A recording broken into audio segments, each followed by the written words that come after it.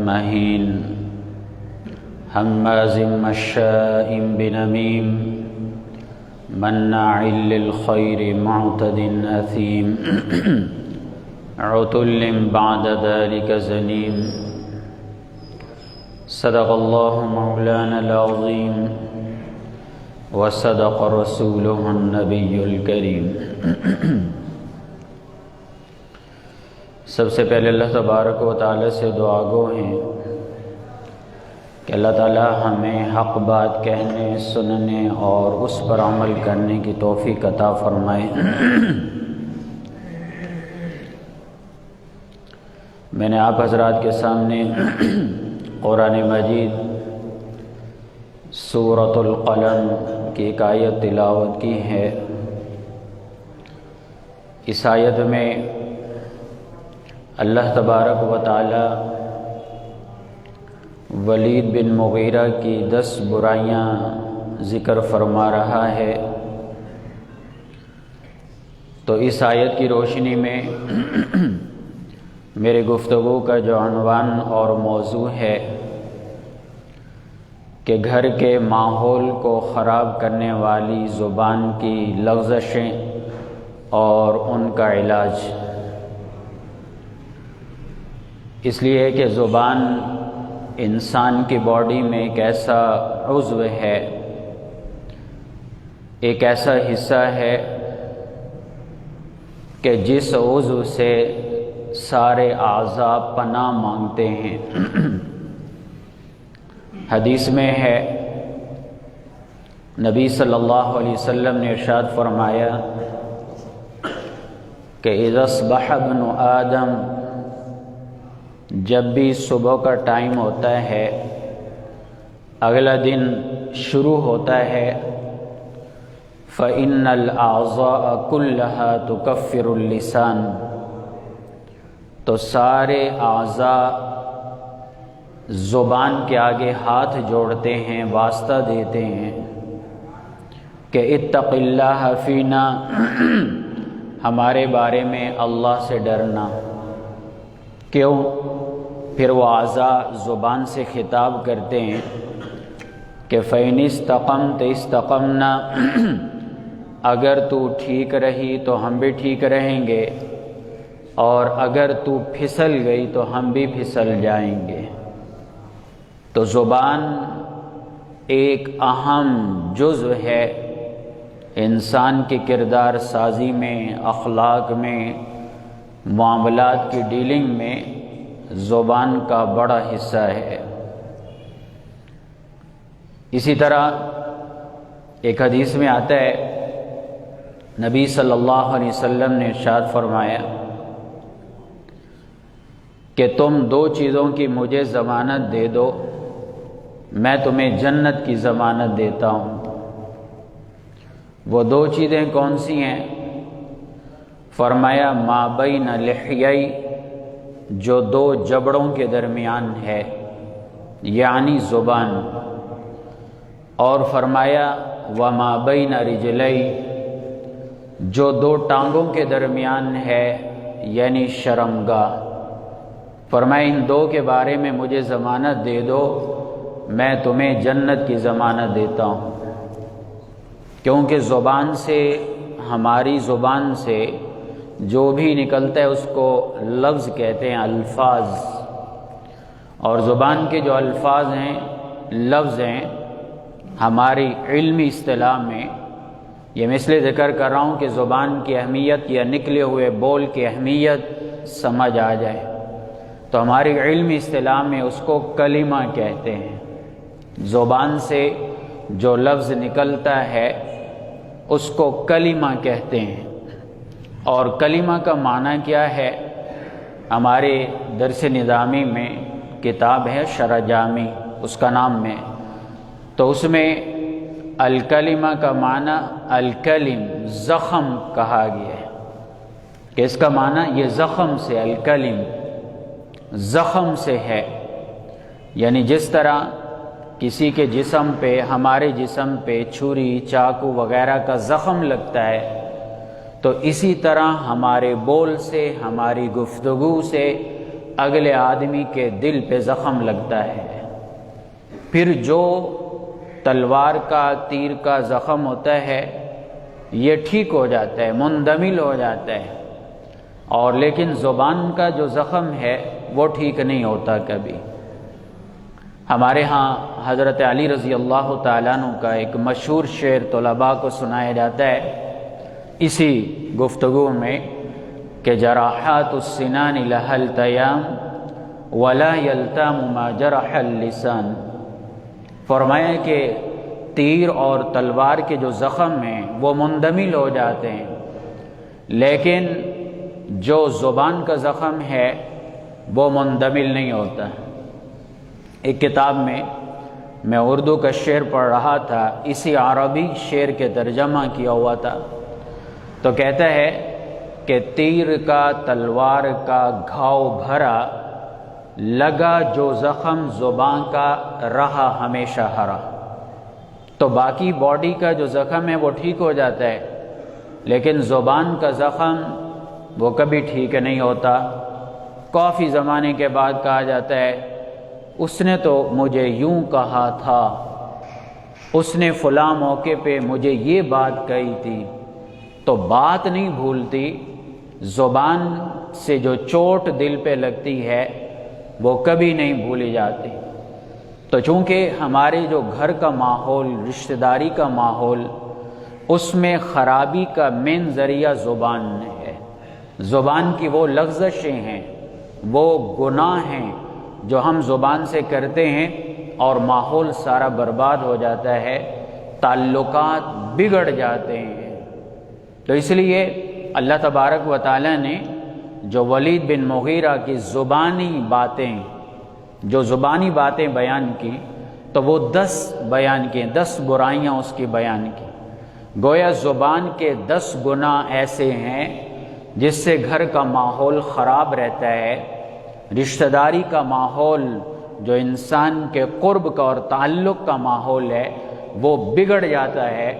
اگر ہم ان گناہوں پہ قابو پا لیں، ان لغزشوں سے دور ہو جائیں، تو اللہ نے قرآن میں وعدہ کیا ہے کہ تمہارے گھر کا ماحول ٹھیک ہو جائے گا۔ یہ اللہ نے قرآن میں وعدہ کیا ہے۔ اب وہ برائیاں کیا ہیں، یعنی وہ لغزشیں کیا ہیں؟ پہلے نمبر کی لغزش ہے جھوٹ۔ یہ زبان کا گناہ ہے، جھوٹ۔ قرآن مجید میں لعنت بھیجی گئی جھوٹوں پر، اور نبی صلی اللہ علیہ وسلم نے بھی بڑی ڈیٹیل سے جھوٹ بولنے سے منع کیا ہے، اور منافق کی نشانی بھی بتائی گئی ہے۔ منافق کی ایک نشانی فرمایا اذا کذب حدث، اذا حدث کذب، جب بھی بات کرے تو جھوٹ بولے، یہ منافق کی نشانی ہے۔ تو ہماری زبان پہ جھوٹ نہیں ہونا چاہیے۔ جھوٹ اتنا بڑا جرم ہے، روحانیت کے میدان میں اس کی بڑی بدبو ہوتی ہے۔ یہ عالم روحانیت جو ہوتا ہے، یہ جو اللہ والے اولیاء کرام ہیں، انہی کو ان کی فیلنگز آتی ہیں، انہی کو یہ چیزیں محسوس ہوتی ہیں کہ کیا ہے۔ انہی فیلنگز کے حوالے سے پیارے نبی صلی اللہ علیہ وسلم کا ارشاد ہے، فرمائے اذا کذب العبد تباعد عنہ الملک میلا من نتن ما جاء به، فرمائے جب کوئی آدمی جھوٹ بولتا ہے تو ایسی بدبو پھیل جاتی ہے، فرشتے میلوں دور بھاگ جاتے ہیں اس کے جھوٹ کے بدبو سے۔ اب ظاہر ہے فرشتوں میں وہ حفظہ فرشتے بھی ہیں جو اللہ تعالیٰ نے قدرتی طور پر انسان کی حفاظت کے لیے ان کی ڈیوٹیاں لگائی ہیں۔ خاص حفاظت ہوتی ہے اللہ کی طرف سے ایک مسلمان آدمی کی، لیکن جب مسلمان جھوٹ بولتا ہے تو پھر کیا ہوا کہ وہ حفاظت ختم ہو جاتی ہے۔ پھر جھوٹ کی وجہ سے فرشتے جب دور چلے جاتے ہیں، حفاظتی نظام ختم ہو جاتا ہے، پھر اس پر شیطانی طاقتیں حملہ آور ہو جاتی ہیں، تو لہذا جھوٹ کی بدبو سے فرشتے دور بھاگ جاتے ہیں۔ جب پیارے نبی صلی اللہ علیہ وسلم معراج پہ گئے تو وہاں پر نبی صلی اللہ علیہ وسلم کو اپنی امت کے عذابات دکھلائے گئے۔ آپ صلی اللہ علیہ وسلم کہ امت کے گناہوں کے عذابات کہ کس گناہ کا یعنی کس جرم کی کیا سزا، کس گناہ کی کیا سزا ہے۔ تو ایک آدمی پر گزر ہوا آپ صلی اللہ علیہ وسلم کا، تو دیکھا کہ اس کی بانچھیں چیری جا رہی ہیں۔ یہ بانچھیں کہتے ہیں ہونٹوں کے درمیان سے ایسے کان تک دائیں سائڈ سے چیری جا رہی ہے۔ جب یہ مکمل ہوتا ہے چیر جانا، پھر بائیں طرف سے شروع کر دیتے ہیں۔ جب یہ چیرا جاتا ہے یہ ٹھیک ہو جاتا ہے، پھر ادھر سے شروع کرتے ہیں چیرنے والا، اس کو یہ سزا مل رہی ہے، یہ عذاب مل رہا ہے اس کو۔ نبی صلی اللہ علیہ وسلم نے پوچھا کہ یہ کون ہے، یہ کیوں ایسا ہو رہا ہے؟ تو ظاہر ہے جبریل علیہ السلام آپ کے ساتھ تھے، فرشتے، تو انہوں نے کہا یہ آپ کی امت وہ امتی ہے جو جھوٹ بولا کرتا تھا، تو مرنے کے بعد قیامت تک اس کو یہ سزا ملتی رہے گی۔ تو جھوٹ کا کوئی فائدہ نہیں، سچ انسان کو کامیاب کرتا ہے۔ جھوٹ، وہ کہتے ہیں نا کہ ایک جھوٹ کے لیے پھر 100 جھوٹ بولنے پڑ جاتے ہیں۔ تو جھوٹ کی وجہ سے بھی معاملات گڑبڑ ہوتے ہیں، معاملات خراب ہوتے ہیں۔ ظاہر ہے جب جھوٹ بولا تو پھر کیا ہوا، جب اس کے لیے 100 جھوٹ بولنے پڑیں گے، اعتماد کی کمی ہوتی ہے۔ جب اعتماد ختم ہو جاتا ہے تو اس کے بعد گھر کا سارا ماحول خراب ہو جاتا ہے۔ تو پہلی لغزش، پہلا گناہ زبان کا وہ جھوٹ ہے۔ لیکن یاد رکھیں سچ کا حکم تو کہا گیا، لیکن بعض مواقع ایسے ہیں، ظاہر جھوٹ تو ہے حرام، جھوٹ تو کسی صورت نہیں بولنا، لیکن بعض مواقع ایسے ہیں کہ جہاں سچ بولنے پہ بھی پابندی ہے۔ یہ توجہ رکھیے گا تب بات سمجھ آئے گی۔ کبھی آپ سمجھیں کہ سچ پہ بھی پابندی لگ رہی ہے، توجہ ہوگی تو بات سمجھ آئے گی۔ یعنی ہر موقع پر سچ بولنا بھی اللہ کو پسند نہیں۔ مثلا یہ دوسری برائی کی طرف آ رہا ہوں، اس لیے یہ بات کی ہے تاکہ آپ کی توجہ اپنی طرف مائل کروں۔ یعنی ہر موقع پر بھی اللہ کو سچ بولنا پسند نہیں۔ کیسے؟ مثلا آپ کے پاس کوئی آتا ہے اور آ کر کہتا ہے جی فلاں تو اس طرح ہیں، فلاں تو اس طرح ہیں، کسی کی برائی بیان کرتا ہے اور وہ واقعی اس میں برائی ہے۔ اب یہ آپ کو بیان کر رہا ہے، بالکل سچ بیان کر رہا ہے، اس بندے میں یہ چیز موجود ہے، لیکن یہ سچ غیبت کہلاتا ہے اور غیبت حرام ہے، کیونکہ غیبت کہتے اسی کو ہیں حدیث کے مطابق کہ کسی بھائی میں کوئی برائی موجود، کوئی غلطی اس میں موجود، اور آپ وہ غلطی وہ برائی اس کی دوسرے کے سامنے بیان کرتے ہیں، تو یہ غیبت ہے۔ موجود تو غیبت، اگر اس میں موجود ہی نہیں پھر یہ وہ غیبت نہیں، وہ تو بہتان ہے، وہ تو اس سے بڑھ کر جرم ہے، اس سے بڑھ کر گناہ ہے۔ تو اس لیے دوسرا زبان کا جو جرم ہے جس کی وجہ سے گھر کا ماحول خراب ہوتا ہے اور تعلقات، جو انسان کے تعلقات کا سسٹم ہے وہ تباہ ہو جاتا ہے، اس کی دوسری وجہ وہ زبان کی دوسری لغزش ہے اور وہ غیبت کی لغزش ہے۔ حدیث میں آتا ہے نبی صلی اللہ علیہ وسلم نے ارشاد فرمایا کہ الغیبت اشد من الزنا، غیبت زنا سے بھی زیادہ سخت ہے، غیبت زنا سے بھی زیادہ سخت ہے۔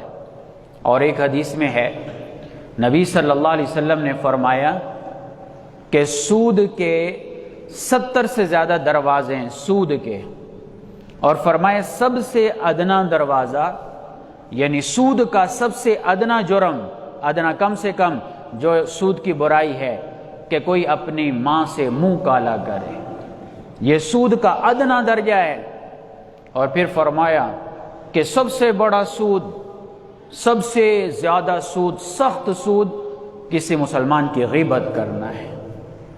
اور یہ برائی تو ایسے ہے کوئی محفل اس سے خالی نہیں ہے، چاہے مسجد ہے، چاہے مدرسہ ہے، چاہے خانقاہ ہے، پرائیویٹ مجلس ہے، ہوٹل کی مجلس ہے، آفس ہے، اس جرم میں تقریباً سب برابر کے شریک ہوتے ہیں۔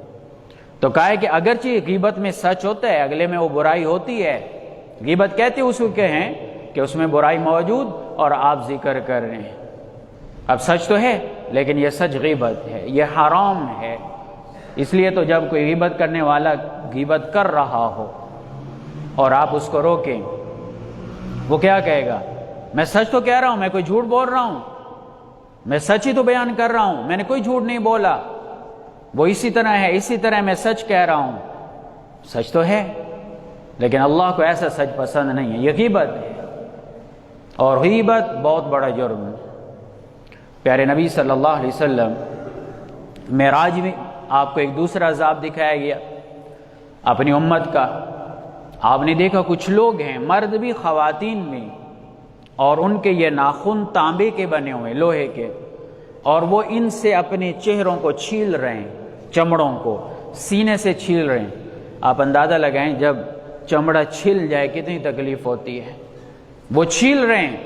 آپ نے پوچھا یہ کون ہے؟ آپ کو بتایا گیا یہ آپ کے امت کے وہ مرد اور عورتیں ہیں جو غیبتیں کیا کرتے تھے۔ مرنے کے بعد قیامت کے قائم ہونے تک غیبت پر یہ سزا ملتی رہتی ہے۔ تو غیبت کی وجہ سے بھی جو تعلقات، انسان کے تعلقات کا سسٹم، جو گھر کا ماحول ہے، وہ برباد ہو جاتا ہے۔ اور اسی کے ساتھ جو تیسری لغزش ہے جس سے گھر کا ماحول خراب ہوتا ہے، وہ ہے چغل خوری، چغلی کرنا۔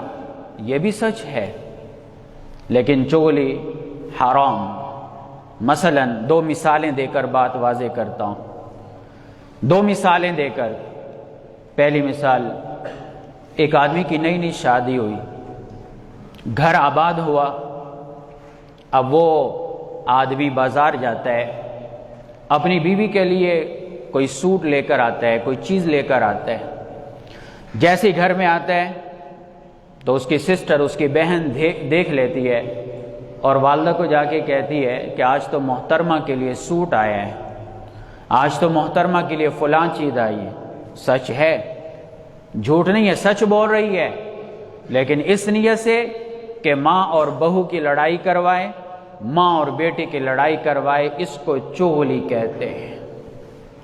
ہمازٍ مشاء بنمیم، اسی آیت میں اللہ نے نمیم کہا ہے، فرمایا لا يدخل الجنت نمام، چغل خور جنت میں نہیں جائے گا۔ پیارے نبی صلی اللہ علیہ وسلم نے فرمایا جو لڑانے کے لیے، اب دیکھو ہے سچ لیکن یہ سچ ناقابل قبول ہے، یہ اللہ کو برداشت نہیں ہے۔ دو مسلمانوں کو لڑوایا جا رہا ہے تو یہ سچ ٹھیک نہیں۔ اسی طرح بعض دفعہ دیکھا جائے، ابھی ایسی تو گھر کا ماحول برباد ہوتا ہے۔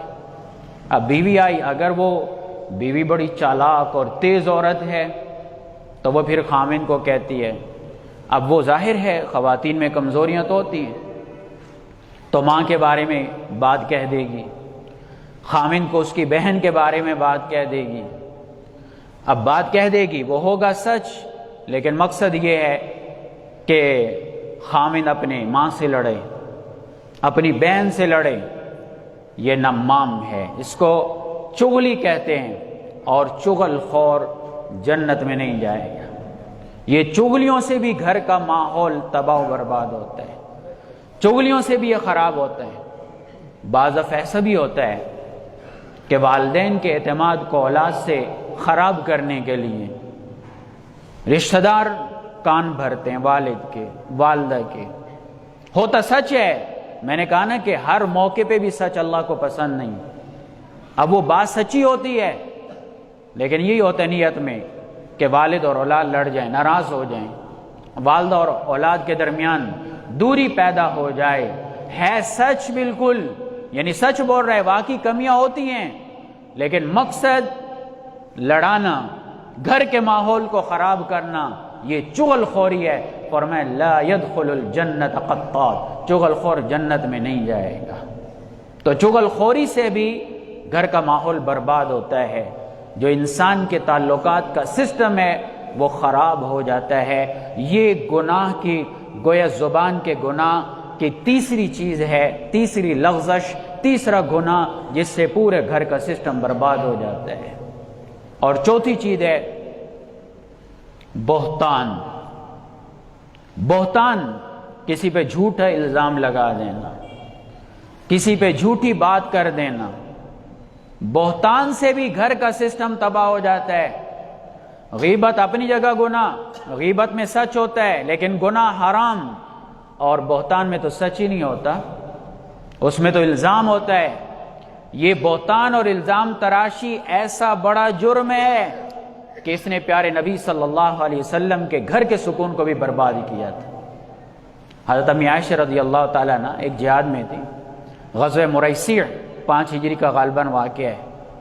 اب واپسی بھی لشکر تھا، آ رہا تھا، ایک جگہ پڑاؤ کیا تو امی عائشہ رضی اللہ تعالیٰ عنہ کا وجود کمزور تھا، اتنا وزن نہیں تھا، تو خواتین کے لیے ایک ڈولی نما ایک ہودج ہوتا تھا، پردے ڈلے ہوتے تھے، اندر میں امی جو ازواج مطہرات ہیں وہ بیٹھا کرتی تھیں، پھر وہ صحابہ اٹھا کر مکمل فولڈ ہوتا تھا، بند ہوتا تھا، صحابہ سواری پہ رکھتے۔ تو ایک دفعہ پڑاؤ کیا تو امی عائشہ رضی اللہ تعالی عنہ حاجت کے لیے جنگل میں تشریف لے گئیں، پیچھے سے قافلہ روانہ ہوا۔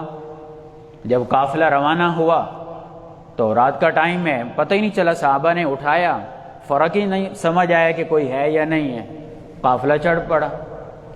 اب اس کے بعد امی عائشہ رضی اللہ تعالیٰ عنہ آئیں تو چونکہ بڑی سمجھدار تھیں، وہیں پر بیٹھ گئیں، ایسے چادر لپیٹ کے کسی چیز کے ساتھ ٹیک لگا کر، ایسے بیٹھی ٹیک لگا کر اونگ آ گئی۔ اور پیچھے ایک صحابی تھا صفوان بن معطل، تو ان کی ڈیوٹی نبی صلی اللہ علیہ وسلم نے لگائی تھی کہ لشکر کے پیچھے آنا، کسی کی گری پڑی چیز اٹھانا، کوئی کمزور سواری اس کی مدد کرنا، کوئی رہ جائے اس کی مدد کرنا۔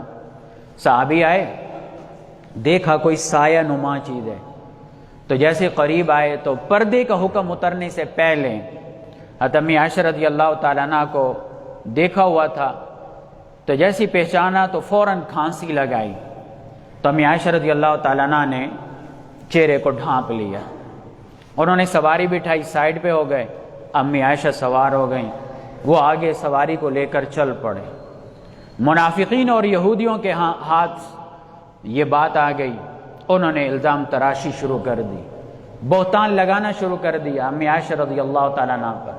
اب دیکھو بہتان سے نبی صلی اللہ علیہ وسلم بھی پریشان، صحابہ بھی پریشان، امی عائشہ رضی اللہ تعالیٰ عنہ بھی پریشان، نبی صلی اللہ علیہ وسلم بھی پتہ نہیں اتنے پریشان کہ کیا بتائیں، یعنی وہ پریشانی جو سیرت کی کتابوں میں وہ الفاظ اس پریشانی کا احاطہ نہیں کر سکتے۔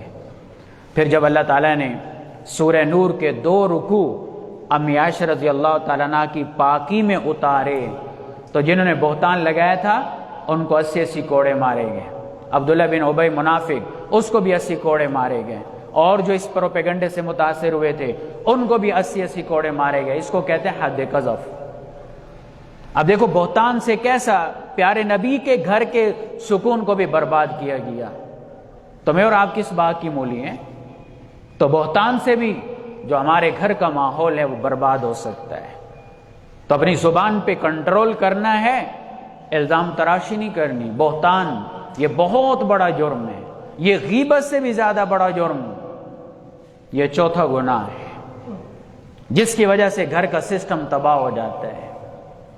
5واں گناہ، 5ویں لغزش زبان کی، تمسخر، کسی کے ہنسی مذاق اڑانا، تمسخر کرنا، کسی کو حقیر کرنے کے لیے اس پہ ہنسنا، نام لے کر، برے القابات لے کر، اور اس طرح کر کے ظاہر ہے جو گھر کا سسٹم ہے، مختلف بھائی ہوتے ہیں، ان کی فیملیز ہوتی ہیں، رشتہ دار ہیں، قریبی تعلق، کزن ہیں، تو کسی خاتون یا کسی مرد کا تمسخر اڑانا یہ وہ جرم ہے جس کی وجہ سے گھر کا ماحول تباہ ہو جاتا ہے۔ اور اللہ تعالیٰ نے کیا کہا؟ لا يسخر، سورہ حجرات، لا يسخر قوم من قوم عسى ان يكون خيرا منهم ولا نساء من نساء عسى ان يكن خيرا منهم۔ اللہ نے باقاعدہ آرڈر دیا، نہیں ہے کہ کوئی کسی کا مذاق نہ اڑائے۔ ہو سکتا ہے جس کا مذاق اڑایا جا رہا ہے وہ مذاق اڑانے والوں سے بہتر ہوں، اور اللہ نے عورتوں کو بھی کہا کہ تم جو مذاق اڑا رہی ہو، تو ہو سکتا ہے جن خواتین کا تم مذاق اڑا رہی ہو ان کو حقیر کر رہی ہو اپنے الفاظ سے، اپنی زبان سے، اپنی گفتگو سے، ہو سکتا ہے تم سے وہ بہتر ہوں اللہ کے ہاں۔ تو یہ زبان کا 5واں جرم جس کی وجہ سے گھر کا سسٹم تباہ ہو جاتا ہے، تعلقات، جو انسان کے تعلقات کا دائرہ ہے وہ تباہ و برباد ہو جاتا ہے اور اس کے تعلقات خراب ہو جاتے ہیں۔ اس کی بنیادی 5ویں وجہ وہ تمسخر ہے، وہ تمسخر۔ اسی طرح جو چھٹی بنیاد ہے، یعنی چھٹی وجہ، وہ ہے دھوکہ دینا۔ دھوکے کی وجہ سے سسٹم خراب ہو جاتا ہے۔ آج لوگ دھوکہ دیتے ہیں اور اس کو بڑا وہ کہتے ہیں کہ ہمارا ٹیلنٹ ہے۔ ٹیلنٹ نہیں، خود اپنے آپ کو دھوکہ دے رہے ہیں۔ اور دھوکہ دینا منافقین کے بارے میں اللہ نے سورہ بقرہ میں فرمایا، یخادعون اللہ والذین آمنوا وما یخدعون الا انفسهم، کہ کوئی کسی کو دھوکہ دیتا ہے، رزلٹ میں وہ اپنے آپ کو دھوکہ دے رہا ہے، اپنے آپ کا نقصان کر رہا ہے۔ ہم دیکھتے نہیں ہیں کہ خاص طور پر یہ جو اپریل کا مہینہ آتا ہے، کافروں کی نقالی میں دھوکے دیے جاتے ہیں، کال کر دی، آج فلاں ہو گیا، آج فلاں ہو گیا، آج اس طرح ہو گیا۔ یہ دھوکہ ہے اور دھوکہ بہت بڑا جرم ہے، اور یہ زبان کا وہ گناہ ہے جس سے تعلقات برباد ہو جاتے ہیں اور انسان پہ اعتماد ختم ہو جاتا ہے۔ بعض دفعہ وہ آدمی تکلیف میں ہوتا ہے اور لوگ اس پہ اعتماد کرنے پہ بھی تیار نہیں ہوتے۔ میرے سامنے ایک بات ہے، میرے علم کی بات ہے، 2-3 دوست تھے، ظاہر لڑک پن ہے ان کا، لڑک پن تھا، جب لڑک پن تھا ان کا، بچے تھے، یعنی 14 سال 15 سال کی عمر، تو ایک لڑکا جو ہے بڑا شرارتی اور مزاحی تھا، تو مزاح میں وہ دھوکے دیا کرتا تھا، اچانک بے ہوش ہو جانا، وہ پتہ نہیں، سارے پریشان ہو جاتے، پتہ نہیں اس کو کیا ہو گیا، اچانک ایسی کیفیات بنا دینا گوئے جنات کا دورہ پڑ گیا۔ تو وہ 3-4 لڑکے مسجد میں کام کر رہے تھے، تو وہی جو شرارتی لڑکا تھا اس نے بورڈ کو ہاتھ لگایا اور اس کو کرنٹ لگ گیا۔ اب وہ چیخ رہا ہے، تڑپ رہا ہے، وہ کہہ رہے ہیں یہ جھوٹ بولتا ہے، یہ جان بوجھ کے کر رہا ہوگا، حالانکہ حقیقت میں کرنٹ لگ چکا تھا۔ لیکن بعد میں جب انہوں نے دیکھا کہ کام گڑبڑ ہو رہا ہے، یہ مذاق نہیں ہے، تو تب انہوں نے اٹھایا۔ اب دیکھو دھوکے کی وجہ سے کتنی تکلیف برداشت کرنا پڑی۔ اس سے بھی بڑی تکلیف ہو سکتی ہے کہ کوئی آپ کی بات پہ یقین نہیں کرے گا، کوئی آپ کی خبر کو سچا نہیں مانے گا۔ تو ظاہر ہے کہ دھوکے کی وجہ سے بھی گھر کا سسٹم اور انسان کے تعلقات کا جو سسٹم ہے وہ تباہ و برباد ہو جاتا ہے۔ یہ زبان کا چھٹا جرم ہے جو انسان کے تعلقات کو خراب کرتا ہے۔ اور 7ویں چیز جو انسان کے تعلقات کو خراب کرتی ہے وہ ہے جھوٹی قسمیں اٹھانا۔ قرآن میں اللہ کہہ رہا ہے وَلَا تُطِعْ كُلَّ حَلَّافٍ مَّهِينٍ، آپ جھوٹی قسمیں اٹھانے والوں کے پیچھے نہ پڑیں۔ ولید بن مغیرہ کی برائی بیان ہو رہی ہے کہ یہ جھوٹی قسمیں اٹھاتا ہے، اور جھوٹی قسمیں آج ہم بات بات پہ جھوٹی قسمیں اٹھا رہے ہیں، بات بات پہ جھوٹی قسمیں اٹھا رہے ہیں۔ تاجر تجارت کے موقع پہ جھوٹی قسم اٹھا رہا ہے، کوئی اور ہے ملازم ہے، جھوٹی قسم اٹھا کر بہانہ بنا کر چھٹی لے رہا ہے، تنخواہ کو حرام کر رہا ہے۔ کوئی بھی بزنس تجارت کر رہا ہے، جھوٹی قسم اٹھا کر اپنی تجارت کرتا ہے۔ ایک حدیث ہے، نبی صلی اللہ علیہ وسلم نے ارشاد فرمایا کہ 3 آدمی ایسے ہیں جن پہ اللہ نظر کرم نہیں کرے گا اور دردناک عذاب میں اللہ مبتلا کرے گا انہیں۔ وہ 3 آدمی کون سے ہیں؟ فرمایا المنان، پہلے نمبر پہ احسان جتلانے والا، مسجد میں چندہ دیا، مدرسے میں دیا، غریب کو کچھ دیا، پھر احسان جتلاتا ہے۔ آدمی کے سارے روزی کا مالک ہی یہی ہے، امام کے گھر کو یہی پال رہا ہے، تو منان فرمایا قیامت والے دن اللہ اس کو دیکھے گا ہی نہیں اور دردناک عذاب میں مبتلا کرے گا۔ اور دوسرا فرمائے جو تکبر کی وجہ سے پائچے ٹخنوں سے نیچے رکھے گا۔ اور تیسرا فرمائے جو جھوٹی قسم اٹھا کر سودا بیچتا ہے۔ اللہ کی قسم یہ برانڈڈ مال ہے، قسم سے یہ جاپانی مال ہے، یہ فلاں ہوتا پاکستانی کے لوکل ہوتا ہے، قسم سے یہ اتنے کا ہے، آپ کو اتنے کا دوں گا، جھوٹ ہے، روزی حرام کر رہے ہیں، یوں کہہ دے اتنے کا سیل کرتا ہوں آپ کو اتنے کا دے دوں گا میں، جھوٹ بول رہے ہیں، جھوٹی قسمیں اٹھا رہے ہیں، اور جھوٹی قسم بہت بڑا گناہ ہے۔ قسم کی 3 قسمیں بتلا دوں، پھر جھوٹی قسم کا نام جو رکھا گیا ہے آپ نام سے ہی سمجھ جائیں گے کتنا بڑا جرم ہے جھوٹی قسم اٹھانا۔ یمین، یمین کہتے ہیں قسم کو، یمین کہتے ہیں عربی میں، 3 قسمیں بیان ہوئی ہیں، یمین لغو، یمین منعقدہ اور یمین غموس۔ یمین لغو اس کو کہتے ہیں کہ مثلا آپ نے کوئی اپنے ذہن کے مطابق آپ سچے ہیں اور آپ کو یاد بھی آ رہا ہے، اپنے ذہن کے مطابق آپ یہ بھی سمجھ رہے ہیں میں سچ بول رہا ہوں، حقیقت میں اگرچہ آپ سے وہ غلطی ہو رہی ہے، تو یہ یمین لغو ہے، یعنی اس پہ کوئی پکڑ نہیں، یہ ضائع ہے قسم۔ دوسرے یمین منعقدہ، آپ قسم اٹھاتے میں یہ کام نہیں کروں گا، یہ قسم اٹھاتے یہ میں کام کروں گا، نہ کرنے کی قسم اٹھائی اور وہ کام کر لیا، کفارہ دینا ہوگا۔ اگر کرنے کی قسم اٹھائی وہ کام نہیں کیا، کفارہ دینا ہوگا، اس قسم کا کفارہ ہے۔ اور ایک ہے جھوٹی قسم اٹھانا، پتہ ہے جھوٹی قسم کو کیا کہا جاتا ہے؟ یمین غموس، یمین غموس، غموس غمس سے ہے، غمس کہتے ہیں پانی میں غوطہ لگانا، ڈوب جانا، یمین غموس جھوٹی قسم اٹھانے والا حدیث کی روح میں وہ گناہ میں ڈوب چکا ہے، وہ گناہوں میں غوطہ لگا چکا ہے، اس قسم کا کوئی کفارہ شفارہ نہیں ہے، کفارہ اس کے گناہ کو نہیں معاف کروا سکتا۔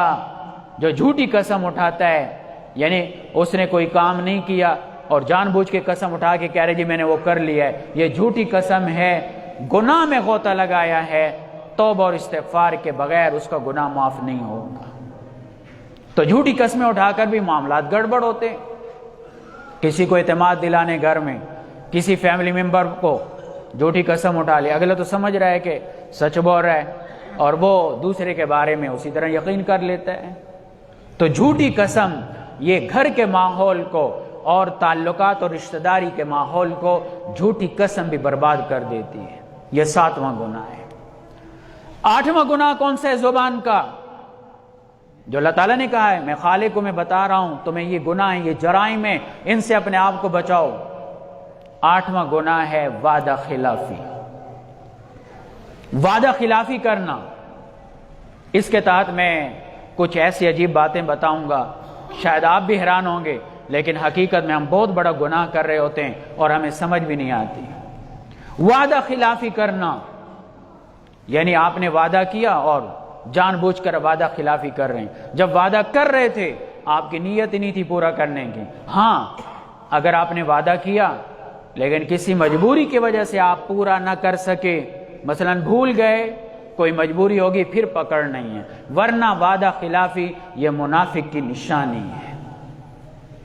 ایک صحابی ہیں حضرت عبداللہ بن عامر رضی اللہ تعالیٰ عنہ، عبداللہ بن عامر رضی اللہ تعالیٰ عنہ کہتے میں چھوٹا سا تھا، توجہ چاہتا ہوں، بڑی اہم بات سمجھانے لگا ہوں گھر کے حوالے سے۔ عبداللہ بن عامر رضی اللہ تعالیٰ عنہ کہتے میں چھوٹا سا تھا تو میری والدہ نے ایسی مٹھی باندھ کی، کہا بیٹے ادھر آؤ کچھ دوں گی۔ نبی صلی اللہ علیہ وسلم بیٹھے ہوئے تھے، آپ نے فوراً پوچھا کہ آپ کے ہاتھ میں کچھ دینے کو ہے؟ کہنے لگے جی ہاں کھجور ہے۔ فرمایا اگر کھجور نہ ہوتی تو تمہارے اعمال نامے میں گناہ لکھا جاتا۔ جھوٹا وعدہ ہے۔ بچوں سے کیا کہتے بیٹا پڑھو گے تو میں سائیکل دلواؤں گا، بیٹا پڑھو گے تو تمہیں چیز کھانے کے لیے آ کے دلاؤں گا، پڑھو گے تمہیں فلاں چیز برگر لا کے دوں گا، شاورما لا کے دوں گا، چاکلیٹ لا کے دوں گا۔ وعدہ ہے یا نہیں؟ لیکن پورا نہیں کرتے ہم۔ بچہ جب موقع پہ کہتا ہے کہ جی آپ نے تو وعدہ کیا، تو کوئی مر تو نہیں رہے بعد میں دلوا دوں گا، جھوٹا وعدہ ہے، گناہ ہے، اور اس کو ہم گناہ سمجھتے نہیں ہیں۔ یہ وعدہ خلافی ہے۔ اگر آپ نے پورا کرنا ہے تب اولاد سے وعدہ کریں، اگر پورا نہیں کرنا وعدہ نہ کریں، اپنے اعمال نامے کو گناہوں سے نہ بھریں۔ گناہ الگ اور اولاد الگ بگڑتی ہے۔ ہمارے استاد محترم جامعہ شفیع کے اس وقت شیخ الحدیث ہیں، تو اسی بات کو سمجھا رہے تھے، کہنے لگے وہ پروفیسر بھی ہیں اور بڑے قابل شخص ہیں، دونوں علوم ان کے پاس ہیں۔ کہنے لگے کہ ایک ہے علم بیالوجی جس میں حیاتیات کا علم ہے، زندگی کے بارے میں۔ پھر کہنے لگے کہ ایک علم زوالوجی جس میں علم الحیوانات ہیں۔ تو کہنے لگے یہ جو والدین ہیں نا، یہ اپنی اولاد کو ایک اور علم بھی سکھاتے ہیں، اور وہ ہے علم ٹرخالوجی، اولاد کو ٹرخانا۔ پھر اولاد یہی سیکھتی ہے کہ ہمارے والدین کر رہے ہیں، وہ اس کو جرم ہی نہیں سمجھتے، پھر وہ والدین کو بھی ٹرخاتے ہیں آگے اور لوگوں کو بھی ٹرخاتے ہیں۔ تو اولاد کی غلط تربیت بھی ہو رہی ہے، اور اولاد سے جھوٹا وعدہ کر کے ہم اپنے اعمال نامے کو بھی برائیوں سے بھر رہے ہیں۔ اور یاد رکھیں کہ یہ وعدہ خلافی انسان کی اہمیت کو گرا دیتی ہے۔ ہاں ایک حل بتاتا ہوں، اولاد سے آپ وعدہ کر بیٹھے اور نیت بھی ہے کہ میں پورا کروں گا، لیکن کسی مجبوری سے پورا نہ کر سکے تو معذرت کر لیں تاکہ گناہ سے بچ جائیں اور اولاد غلط تربیت میں نہ جائیں۔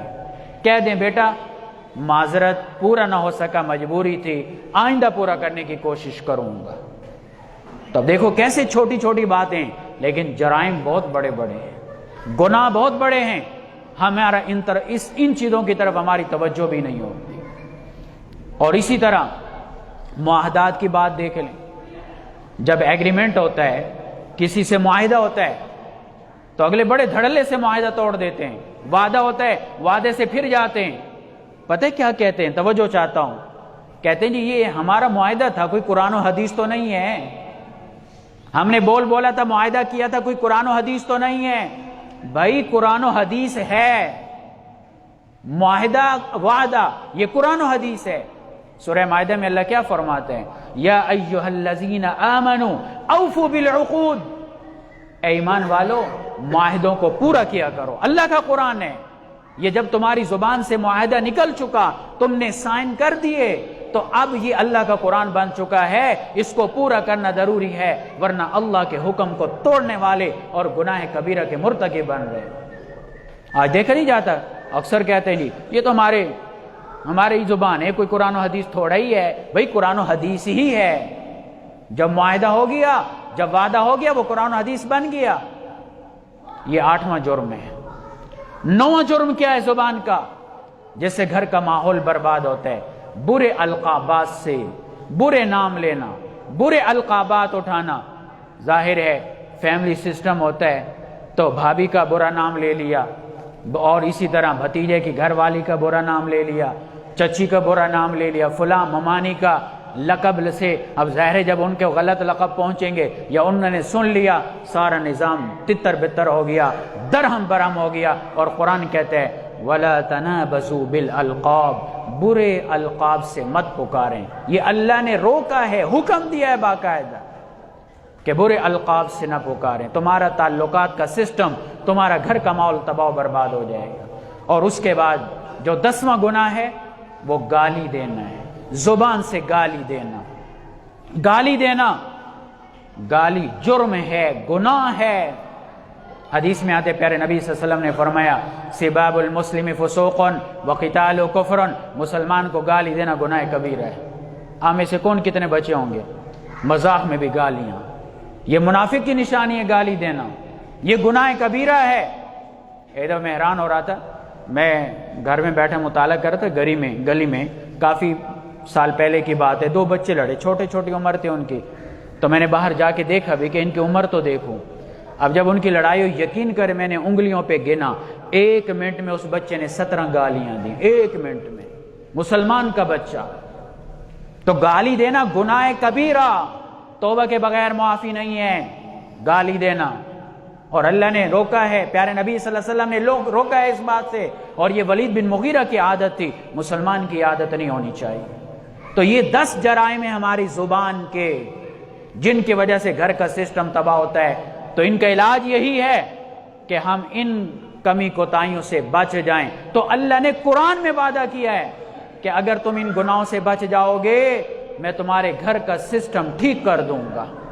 اللہ نے کہاں کہا ہے قرآن میں؟ آئیے سورہ احزاب پڑھیے، اللہ فرماتا ہے یا ایھا الذین آمنوا اتقوا اللہ، اے ایمان والو اللہ سے ڈرو، وقولوا قولا سدیدا، ٹھیک باتیں کیا کرو، غلط زبان کے گناہ نہ کیا کرو۔ اللہ نے وعدہ کیا ہے، کیا وعدہ کیا ہے؟ یصلح لکم اعمالکم، میں تمہارے سارے کام ٹھیک کر دوں گا، گھر کا ماحول ٹھیک کر دوں گا۔ وَيَغْفِرْ لَكُمْ ذُنُوبَكُمْ، صرف گھر کا ماحول نہیں، دنیا کا ماحول نہیں، اللہ کہتے ہیں میں تمہاری آخرت کو بھی ٹھیک کر دوں گا۔ اللہ کا وعدہ ہے۔ تو جس مسلمان کو اللہ کے وعدے پہ یقین ہے تو وہ اپنی زبان سے ان گناہوں کو روک لے، اپنی زبان کو ان گناہوں سے بچا لے۔ اللہ تعالی ہمیں عمل کی توفیق عطا فرمائے۔ وما علینا الا البلاغ المبین۔